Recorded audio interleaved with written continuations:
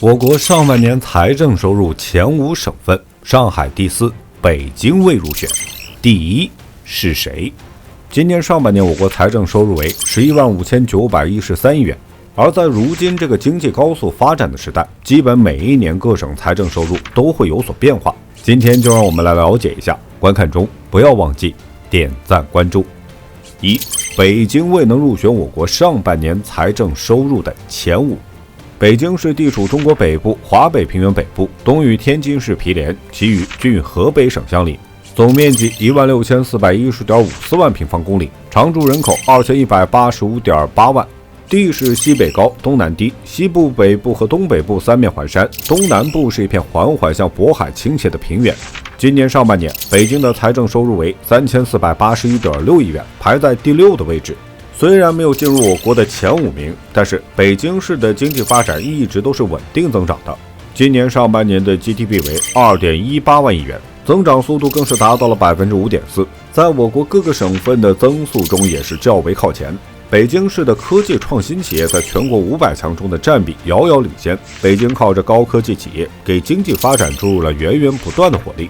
北京作为我国的首都，拥有众多名胜古迹和人文景观，每年都能吸引众多的游客前来。今年上半年的游客人数明显增多，为经济的发展也贡献了很多力量。那北京为什么没有进入前5呢？虽然每个地方都有自己的发展特色与优势，而北京最出色的就是科技创新与旅游业，但是它的区域经济发展不怎么平衡，在别的领域空间还有待提升。目前北京正在优化产业结构，积极推动高质量的发展，还将部分的企业与产业向周边地区疏解。在短期内，这种结构调整可能会影响财政收入，但是从长远方面来看，是有利于首都的可持续性发展。另外，关于新的经济增长点，北京也正在大力培育，比如对于高新技术产业与现代服务业更是重点发展。所以我们更不应该只看北京短期内的排名，而经济结构优化后的长期发展潜力才是我们所关注的。2. 上海市不愧是魔都。在今年的上半年，上海的财政收入为4674亿元，更是超越了我国大多数省份，位居第4位。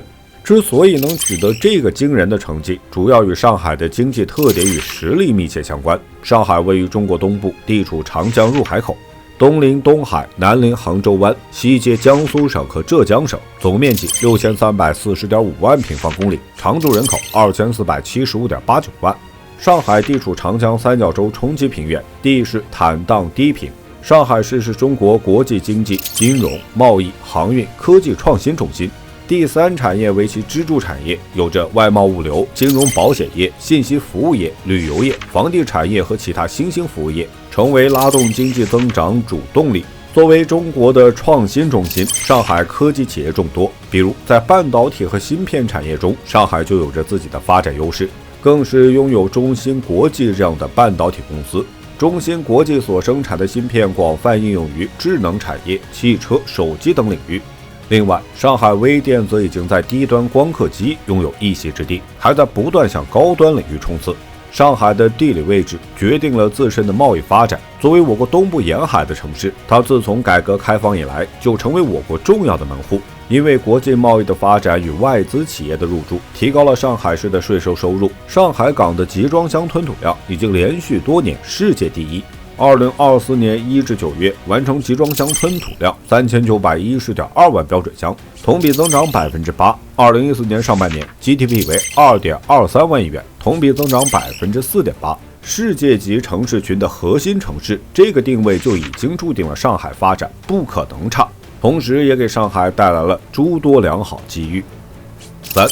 广东经济总量与财政收入双重领跑。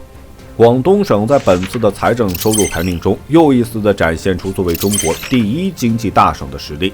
不仅在经济总量上保持领先地位，在财政收入上也是遥遥领先于其他省份，位居我国第1。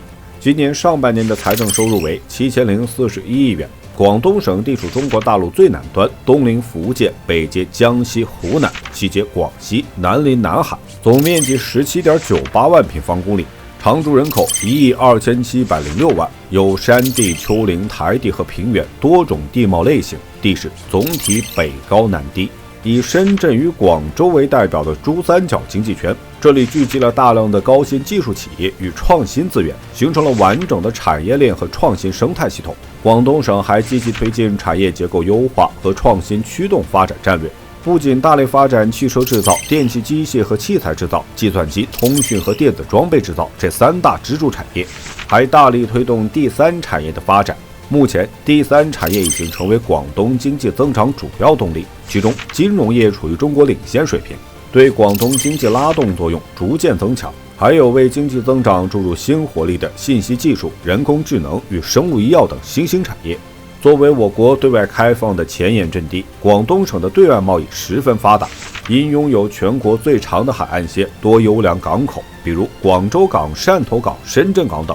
其中濒临珠江口的广州港是华南地区最大的综合性主枢纽港和集装箱干线港口。2023年的货物吞吐量6.75亿吨。广东省高度的对外开放程度，也为其经济和财政优势提供了重要来源。2024年，广东省上半年 GDP 为6.52万亿元，同比增长3.9%。江苏紧随广东之后，财政收入为5775亿元。浙江财政收入为5504.7亿元，排名第3。而山东作为经济大省，上半年经济总量在全国位居第3，但在本次财政收入却只有4418亿元，排名中仅列第5位。